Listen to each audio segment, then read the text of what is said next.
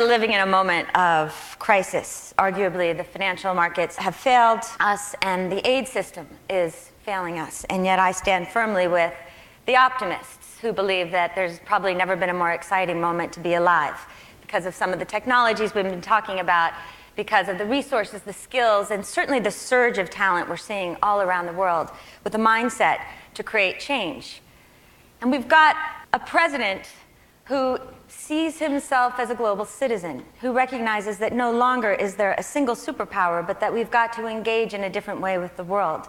And by definition, every one of you who is in this room must consider yourself a global soul, a global citizen. You work on the front lines, and you've seen the best and the worst that human beings can do for one another and to one another. And no matter what country you live or work in, you've also seen the extraordinary things individuals are capable of, even in their most ordinariness. Today, there's a raging debate as to how best we lift people out of poverty, how best we release their energies. On the one hand, we have people that say, the aid system is so broken, we need to throw it out. And on the other, we have people who say, the problem is we need more aid. And what I want to talk about is something that complements both systems. We call it patient capital. The critics point to the $500 billion spent in Africa since 1970 and say, and what do we have but environmental degradation and incredible levels of poverty, rampant corruption. They use Mobutu as metaphor. And their policy prescription is to make government more accountable, focus on the capital markets, invest, don't give anything away. On the other side, as I said, there are those who say the problem is that we need more money, that when it comes to the rich, we'll bail out and we'll hand a lot of aid. But when it comes to our poor brethren, we want little to do with it. They point to the successes of aid, the eradication of smallpox and the distribution of tens of millions of malaria bed nets and antiretrovirals. Both sides are right. And the problem is that neither side is listening to the other. Even more problematic, they're not listening to poor people themselves. After 25 years of working on issues of poverty and innovation, it's true that there are probably no more market-oriented individuals on the planet than low-income people. They must navigate markets daily, making micro-decisions, dozens and dozens, to move their way through society. And yet, if a single catastrophic health problem impacts their family, they could be put back into poverty, sometimes for generations. And so we need both the market and we need aid. Patient capital works between and tries to take the best of both. It's money that's invested in entrepreneurs who know their communities and are building solutions to healthcare, water, housing, alternative energy, thinking of low-income people not as passive recipients of charity, but as individual customers, consumers, clients, people who want to make decisions in their own lives. Patient capital requires that we have incredible tolerance for risk, a long time horizon in terms of allowing those entrepreneurs time to experiment, to use the market as the best listening device that we have, and the expectation of below market returns, but outsized social impact. It recognizes that the market has its limitation, and so patient capital also works with smart subsidy to extend the benefits of a global economy to include all people. Now, entrepreneurs need patient capital for 3 reasons. First, they tend to work in markets where people make $1, $2, $3 a day, and they're making all of their decisions within that income level. Second, the geographies in which they work have terrible infrastructure, no roads to speak of, sporadic electricity, and high levels of corruption. And third, they are often creating markets. Even if you're bringing clean water for the first time into rural villages, it is something new. And so many low-income people have seen so many failed promises broken and seen so many quacks and sporadic medicines offered to them that building trust takes a lot of time, takes a lot of patience.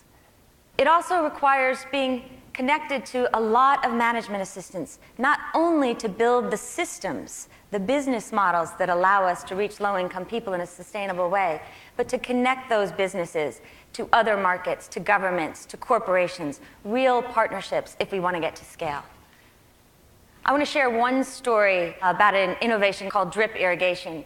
In 2002, I met this incredible entrepreneur named Amitabh Siddhangi from India, who'd been working for 20 years with some of the poorest farmers on the planet.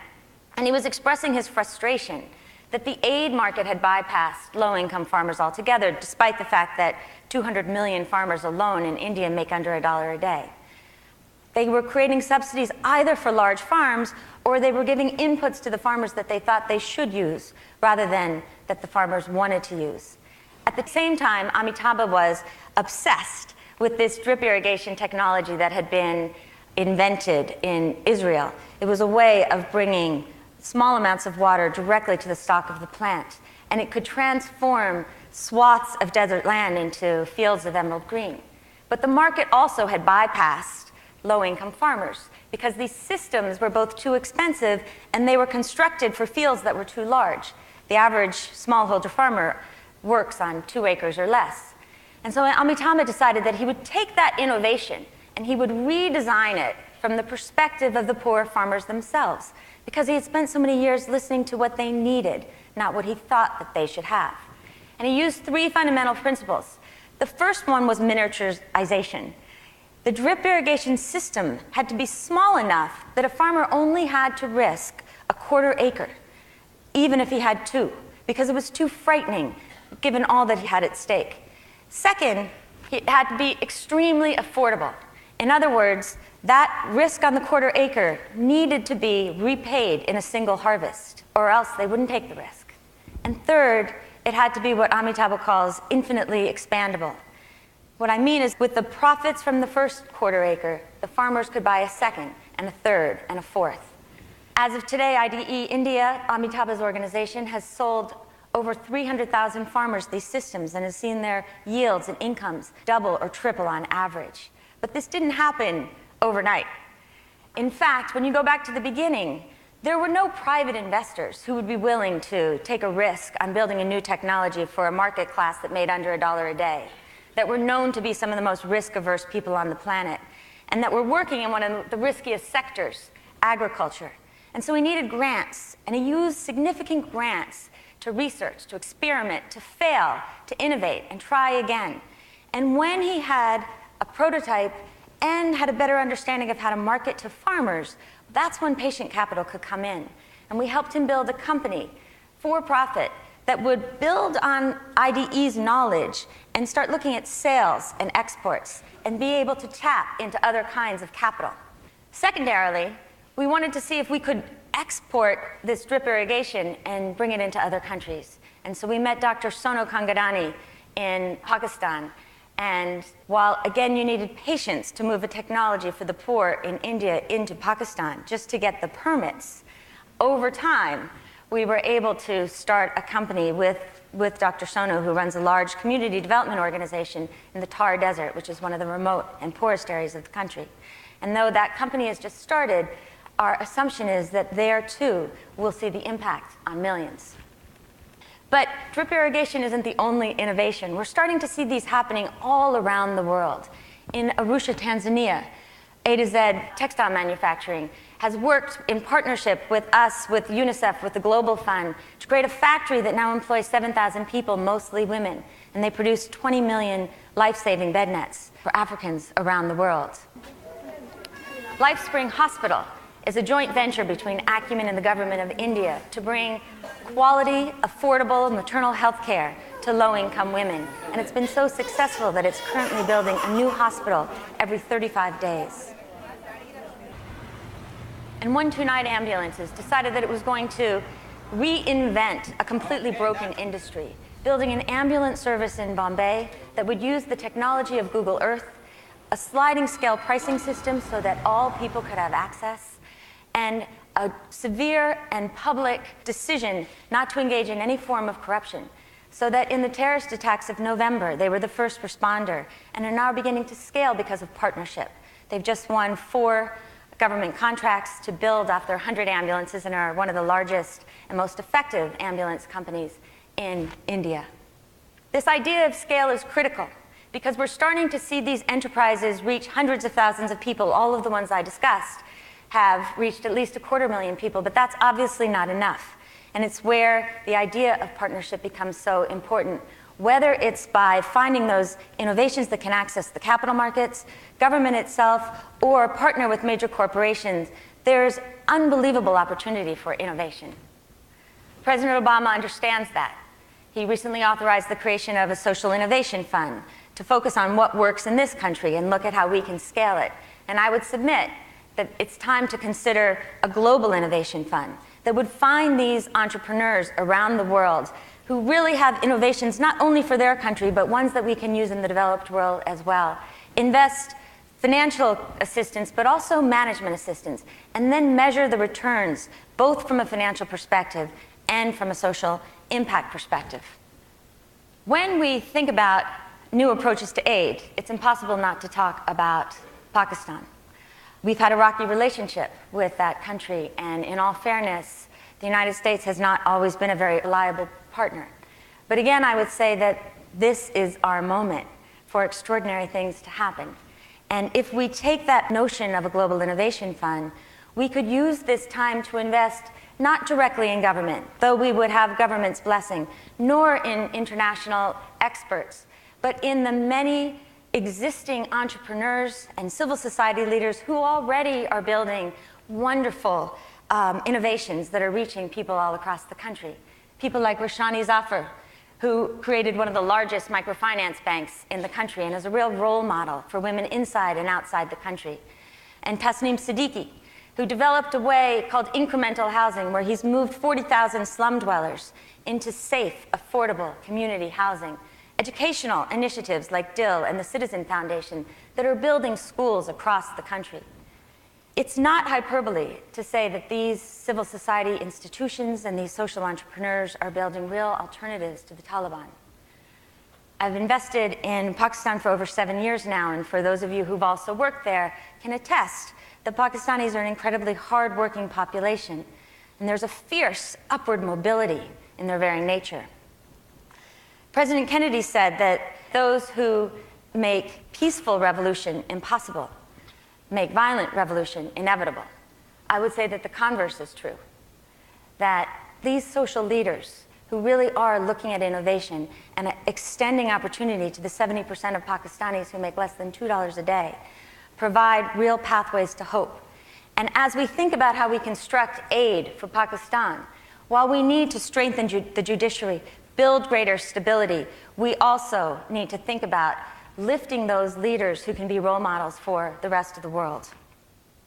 On one of my last visits to Pakistan, I asked Dr. Sono if he would take me to see some of the drip irrigation in the Thar Desert. And we left Karachi one morning before dawn, and it was about 115 degrees. And we drove for 8 hours along this moonscape-like landscape with very little color, lots of heat, very little discussion because we were exhausted. And finally, at the end of the journey, I could see this thin little yellow line across the horizon. And as we got closer, its significance became apparent. That there in the desert was a field of sunflowers growing 7 feet tall, because one of the poorest farmers on earth had gotten access to a technology that had allowed him to change his own life. His name was Rajan, and he had kind, twinkly hazel eyes and warm, expressive hands that reminded me of my father. And he said it was the first dry season in his entire life that he hadn't taken his 12 children and 50 grandchildren on a 2-day journey across the desert to work as day laborers at a commercial farm for about 50 cents a day, because he was building these crops. And with the money he earned, he could stay this year. And for the first time ever in 3 generations, his children would go to school. We asked him if he would send his daughters as well as his son. And he said, of course I will, because I don't want them discriminated against anymore. When we think about solutions to poverty, we cannot deny individuals their fundamental dignity, because at the end of the day, dignity is more important to the human spirit than wealth. And what's exciting is to see so many entrepreneurs across sectors who are building innovations that recognize that what people want is freedom and choice and opportunity, because that's where dignity really starts. Martin Luther King said that love without power is anemic and sentimental, and that power without love is reckless and abusive.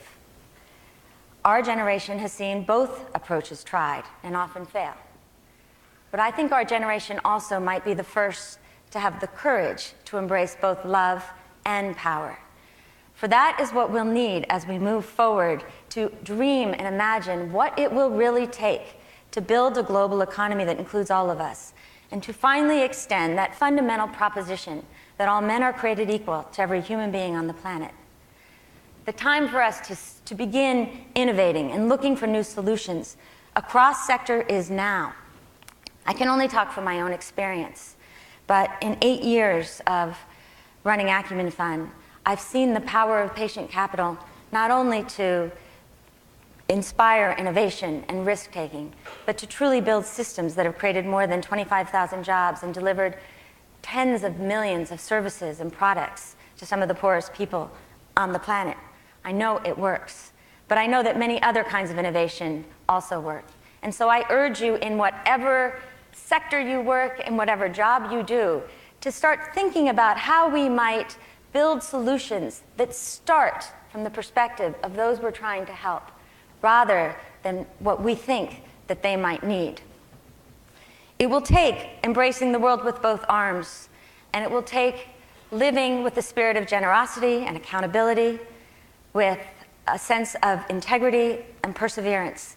And yet these are the very qualities for which men and women have been honored throughout the generations. And there is so much good that we can do. Just think of all those sunflowers in the desert. Thank you.